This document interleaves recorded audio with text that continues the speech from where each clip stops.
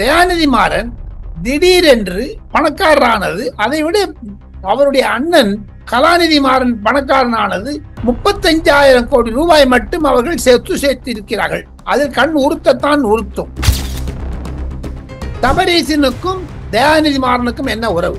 சபரீசனுக்கும் கலாநிதி மாறனுக்கும் என்ன உறவு? எடப்பாடி பழனிசாமி சொல்ற மாதிரி திராவிட முன்னேற்ற கழகம் ஒரு கார்ப்பரேட் கட்சி ஆகிவிட்டது. இதிலிருந்து வரக்கூடிய அரசியல் விளைவுகள் என்ன என்று கேட்டால், கலாநிதி மாறனுக்கு பின்னால் பாஜக இருக்கிறது, மத்திய பாஜக. தயாநிதி மாறன் பின்னாடி உதயநிதி இருக்கிறார். இதுல ஒரு கான்ட்ரடிக்ஷன் பாருங்க. கலாநிதி மாறன் நினைக்கிறாரு ஒரு தத்தி பயர் நினைக்கிறார். யாரு? தயாநிதி மாறன். ஆக மொத்தம் இது அண்ணன் தம்பி சண்டை என்பது கண்டிப்பாக திராவிட முன்னேற்ற கழக பேச்சாளர்கள், எம்பிக்கள், எம்எல்ஏக்கள், மாவட்ட செயலாளர்களுக்கு இடையே இது ஒரு பிரச்சனையாகிவிட்டது. திமுக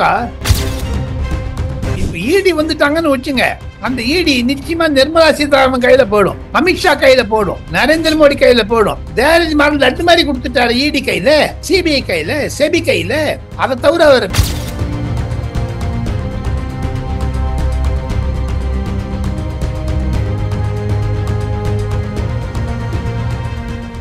ரியல் ஒன் அன்பர்கள், உறவுகள் அனைவருக்கும் வணக்கம். பல்வேறு முக்கியமான தகவல்கள், செய்திகளை நம்முடைய உறவுகளுடன் பகிர்ந்து கொள்ள இணைந்திருப்பவர் மூத்த பத்திரிகையாளர் டெல்லி ராஜகோபாலன் சார் அவர்கள். வணக்கம் சார். நமஸ்காரம். நமஸ்காரம்.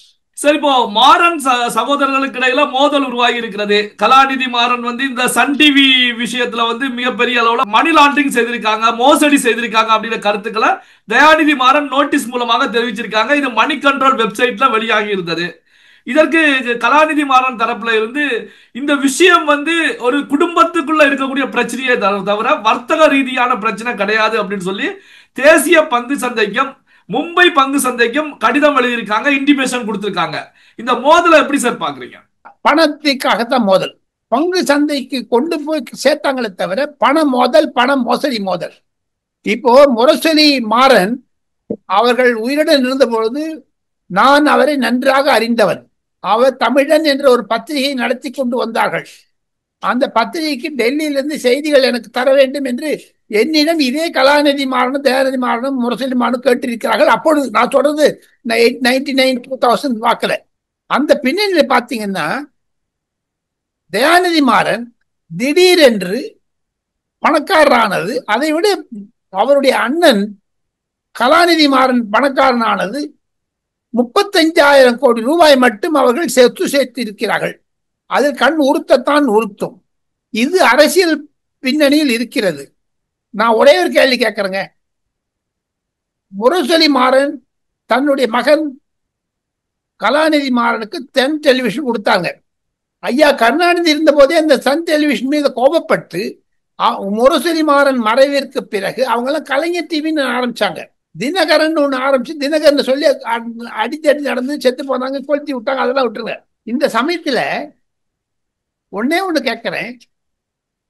கலாநிதி மாறனை எதிர்த்து தயாநிதி மாறன் கொடுத்திருக்கக்கூடிய குற்றச்சாட்டுகள் ஒரு மஞ்சள் பத்திரிகையை விட கேவலமாக இருக்கிறது.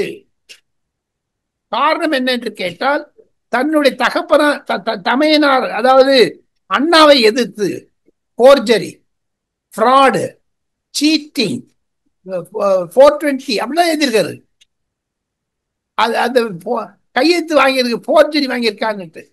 இதை வைத்து பார்த்தால் கண்டிப்பாக தயாநிதி மாறன் கலாநிதி மாறனை ஜெயிலுக்கு அனுப்ப வேண்டும் என்று தான் நினைக்கிறார் என்று புரிந்து கொள்ள முடிகிறது. இதிலிருந்து வரக்கூடிய வீழ்ச்சி கேள்விகள் என்ன என்று கேட்டால் 5-6 கேள்விங்க. அதுக்கு நீங்க பதில் சொன்னாலும் சொல்லலாம், இல்ல இந்த வாசகர்கள் நம்முடைய நேயர்கள் காமெண்ட் செக்ஷன்ல போட்டாலும் போடலாம். சபரீசனுக்கும் தயாநிதி மாறனுக்கும் என்ன உறவு? சபரீசனுக்கும் கலாநிதி மாறனுக்கும் என்ன உறவு? எடப்பாடி பழனிசாமி சொல்ற மாதிரி திராவிட முன்னேற்ற கழகம் ஒரு கார்ப்பரேட் கட்சி ஆகிவிட்டது. கனிமொழி, ராஜா, டாட்டாவிடமிருந்து கலைஞர் தொலைக்காட்சிக்காக 200 கோடி ரூபாய் ஒரு கார்ப்பரேட் ஹவுஸ் இருந்து கடன் வாங்கினாங்களோ நன்கொடை வாங்கினாலோ தெரியவில்லை. கனிமொழியும் தயாநிதி மாறனுக்கும் உறவு என்ன? அதாவது எப்படி ரியாக்ட் பண்றாங்க? தயாநிதி மாறன் இப்படி பண்ணதுனால உதயநிதி ஆதரவாளர்களாக இருக்கக்கூடிய 10 எம்பி 11 எம்பி இருக்காங்க. மொத்தம் உதயநிதிக்கு மொத்தம் 12 13 எம்பி ஆதரவாக இருக்காங்க. அவங்க தான் பதவி பிரமாணம் எடுக்கும்போது உதயநிதி பேர்ல தான் பதவி பிரமாணம் எடுத்துனாங்க. அவங்க எல்லாம் தயாநிதி மாறனை பார்த்தா கண்ணு அப்படி மாதிரி திரும்பி போயிடுறாங்க. பார்லிமெண்ட் ஹவுஸ்ல, மீட்டிங்ல, ஏர்போர்ட்ல பார்த்தா பேசுறது கிடையாது. தயாநிதி மாறன் ஒதுக்கப்பட்டார். அதை இது பொது வழியில் கொண்டு வந்து அழுத்தத்தை ஏன் தருகிறார்? அக்டோபர் 2026 இதே நோட்டீஸ் அனுப்பிச்சிருந்தாங்களே, 6 மாதம் ஏன் பதில் சொல்லவில்லை கலாநிதி மாறன்? அடுத்த கேள்வி, தயாநிதி மாறன் கூறுகிறார், என்போர்ஸ்மெண்ட் டைரக்டரேட் மூலமாக, சிபிஐ மூலமாக, எஸ்பிஐ செபி மூலமாக, வாக்கு சந்தை மார்க்கெட் சந்தை மூலமாக, அதையும் தவிர சீரியஸ் ஃப்ராட் இன்வெஸ்டிகேட்டிங் ஆபீஸ்னு ஒன்று இருக்குதுங்க நிதி அமைச்சகத்துக்கு கீழே. எங்கெங்க ஃப்ராடு நடக்குதோ அங்கெல்லாம் போகணும்னுட்டு ஏன் அவருக்கெல்லாம் கடிதம் எழுதுகிறார் தயாநிதி மாறன்? அப்புறம் பிரபல பத்திரிகைகளான Times of India, Hindustan Times, Hindu போன்ற, இந்தியன் எக்ஸ்பிரஸ் போன்ற பத்திரிகைகளில் குடும்பம் பிரிந்தது. ராம்நாத் கோயங்கா மறைவுக்கு பிறகு மனோஜ்குமார் சொந்தாலியா, விவேக் கோயங்கா வந்தாங்க. Times of India Ashok Jain மறைவுக்கு பிறகு வினித் ஜெயின், சமீர் ஜெயின் வந்தாங்க. திருபாய் அம்பானி மறைந்த பிறகு முகேஷ் அம்பானி, அனில் அம்பானி வந்தாங்க. முரசொலி மாறன் மறைந்த பிறகு தயாநிதி மாறன், கலாநிதி மாறன் வந்தாங்க. எந்த குடும்பமும் பிரிஞ்சிடுச்சுங்க. இதிலிருந்து வரக்கூடிய அரசியல் விளைவுகள் என்ன என்று கேட்டால், கலாநிதி மாறனுக்கு பின்னால் பாஜக இருக்கிறது, மத்திய பாஜக. தயாநிதி மாறன் பின்னாடி முதலமைச்சர் இருக்கிறாரா இல்லையா தெரியவில்லை. ஆனால் சபரீசன் இல்லை, உதயநிதி இருக்கிறார். இதெல்லாம் ஒரு கான்ட்ரடிக்ஷன் பாருங்க. ஒரு லைன் எப்படி போகுது, ஒரு லைன் எப்படி வருது, ஒரு லைன் மேல போகுது, ஒரு லைன் கீழே வருது. குடும்பத்தில் சிக்கல்கள், இப்படி இப்படி சிக்கல்கள் வந்துருச்சு. இது 2026 பொது தேர்தலை பாதிக்கும். திமுக தோல்வி அடைவதற்கு தயாநிதி மாறன் ஒரு வித்திட்டிருக்கிறார் என்பதுதான் வட இந்தியாவில் பேசுகிறார்கள். அவங்க ஏங்க மணி கண்ட்ரோல் ஒரு வெப்சைட்டுக்கு அந்த லெட்டர் லீக் பண்றாரு தயாநிதி மாறன்?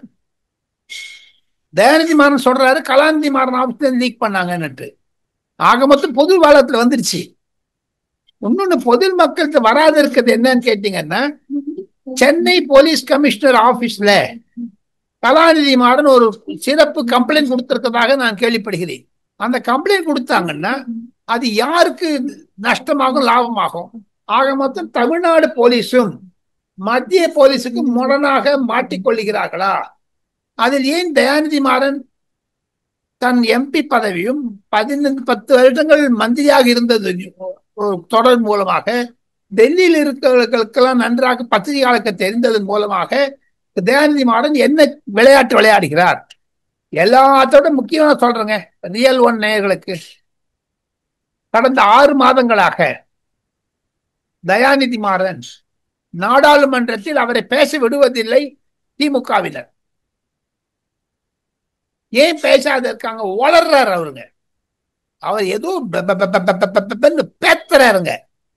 ஏர் இந்தியா போது மோடி பண்ணாரு. இப்போ மோடி கொரோனா சமயத்துல ஏன் ஊசி போட்டுக்கல, எனக்கு ஏன் ஊசி போட சொல்றீங்க?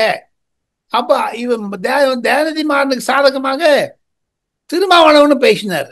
எலிக்கு போடுற மாதிரி ஊசி போட்டு எங்களை கொலை பாக்குறீங்களான்ட்டு. இன்னும் உயிரோட இருக்காங்களா 2 பேருமே? நானும் இருக்காங்க, சிவாவும் தானே இருக்காங்க. இதை பாத்தீங்கன்னா தயாநிதி மாறனுடைய ஓவர் டாக்கிங் இருக்கு பாருங்க, மோட்டர் மவுத். அதுக்கு பூட்டு போட்டுட்டாரு கலாநிதி மாறன். கலாநிதி மாறன் நினைக்கிறாரு ஒரு தத்தி பையர் நினைக்கிறாரு. யார? தயாநிதி மாறன்.